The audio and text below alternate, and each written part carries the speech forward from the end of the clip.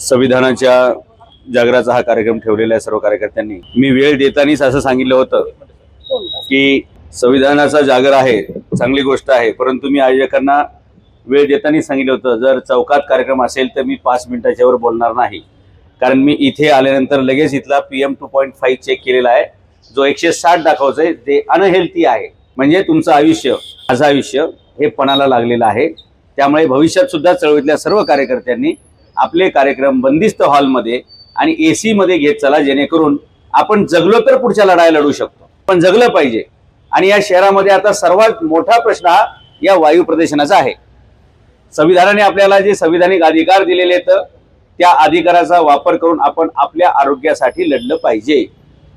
आज आपल्या समोर महागाई, भ्रष्टाचार, बेरोजगारी हे सगळे प्रश्न आहेतच आहेत, परंतु या सर्वात महत्त्वाचा म्हणजे वायू प्रदूषणावर आपण सर्वात जास्त आक्रमकपणे काम केलं पाहिजे। आणि या वायू प्रदूषणासारखंच एक विचारांचं प्रदूषण जे डेंजर पद्धतीनं या देशामध्ये पसरत चाललेले, त्याच्यावर सुद्धा काम केलं पाहिजे।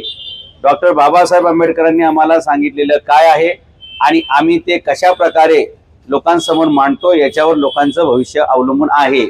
बरेचसे लोक घटनेचे अर्थ त्यांना पाहिजे तसे फिरवत असतात, खरं तर ते तसं नसून बहुजन हिताय याचा अर्थ स्पष्ट आहे। बहुजन म्हणजे कोण, म्हणजे किती आणि बहुजन म्हणजे कसे, हे सगळ्याचा ताळमेळ साधून आपण हे बघितलं पाहिजे। एक काळामध्ये म्हणजे बाबासाहेब आंबेडकरांनी शिका, संघटित व्हा, संघर्ष करा हे आपल्याला सांगितलं। एक काळामध्ये रिपब्लिकन जनतेमधून जवळपास 12 खासदार या महाराष्ट्राला मिळायचे। किती? 48 पैकी 12, 25% खासदार हे दलित समाजातून SC ST चे असायचे। आज काय परिस्थिती तुम्ही बघू शकता। हीच परिस्थिती आमदारांच्या बाबतीत आहे, हीच परिस्थिती नगरसेवकांच्या बाबतीत आहे, हीच परिस्थिती बदलत्या काळामध्ये आरक्षणावर जे काही घाले चालू आहेत त्याच्यामधून तुम्हाला दिसणार नाही अशा प्रकारचं संविधान संपवायची कामं चालू आहेत। सरकारी जागा भरतीच नाहीये, आरक्षण तुम्ही वापरणार कुठे आहात? सरकारी शाळा बंद पडायला लागलेल्या आहेत। बंद पडायला लागलेत म्हणजे काय? बंद पाडल्या जात आहेत, मग तुम्हाला आरक्षण कुठून मिळणार आहे? सरकारी दवाखाने बंद पाडले जात आहेत, मग तुम्हाला आरोग्य कुठून मिळणार आहे?